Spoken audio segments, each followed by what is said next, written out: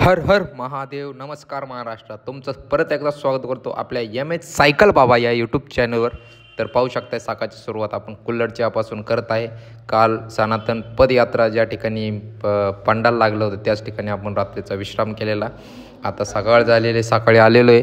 मस्तपैकी चहा पिऊयात आणि प्रवासाला सुरुवात करूयात. त्यामुळं आपल्यासोबत तुम्ही देखील वृंदावन फिरणार आहे, त्यामुळं व्लॉग कंटिन्यू करा. चॅनलला सबस्क्राईब केलं नसेल तर लवकर जाऊन चॅनलला सबस्क्राईब करा. नमस्कार पब्लिक. तर काल रात्री पाहू शकताय अशा प्रकारे या ठिकाणी आपण विश्राम केला होता. आज ही यात्रा संपलेली पदयात्रा आणि या ठिकाणी देखील आपण बघाल तर खूप सारे जे सनातनी बांधव होते ते गेलेले आहेत. सायकल या ठिकाणी रेडी झालेली आहे. तर चला वृंदावन फिरण्यासाठी आपण तयार आहे.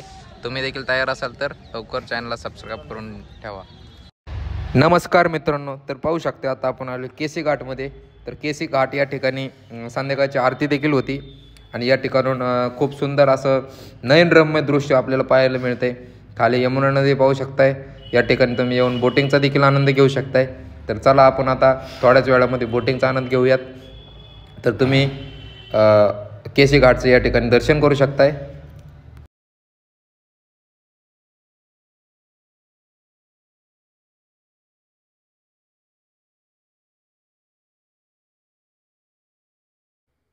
तर मित्रांनो बोटिंगमध्ये बसलेलो आहे पाहू शकता तुम्ही.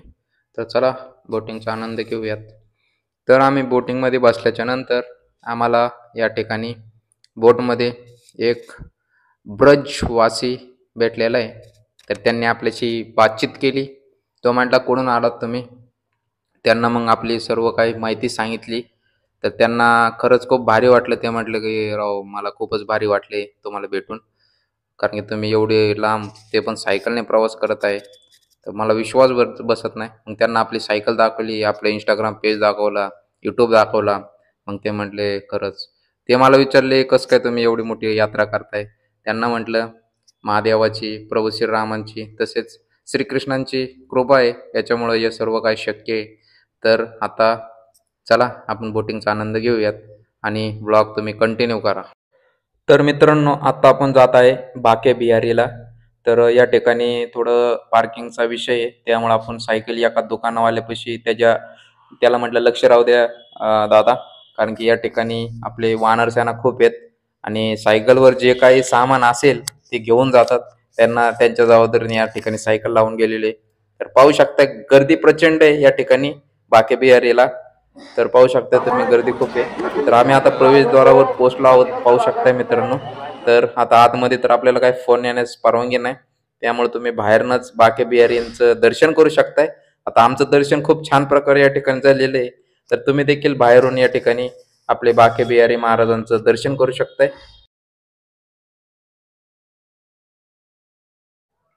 तर मित्रांनो पाहू शकता आपण आता आलेलो आहे निधीवन, जे की वृंदावन मधलं सर्वात पवित्र जंगल देखील मानले जाते.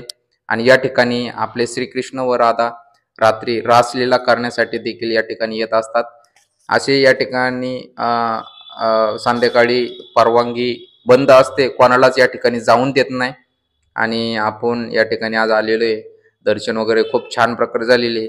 आपल्याला या ठिकाणी आल्यावर प्राचीन झाडे पाहायला मिळतात आणि पूर्ण परिसर एक बॅरिकेडने सुरक्षित केलेले, जेणेकरून आतमध्ये कोणालाही जाण्यास परवानगी नाही. तरी देखील तुम्हाला ठिकठिकाणी झाडांचं या ठिकाणी प्राचीन झाडांचं दर्शन होते.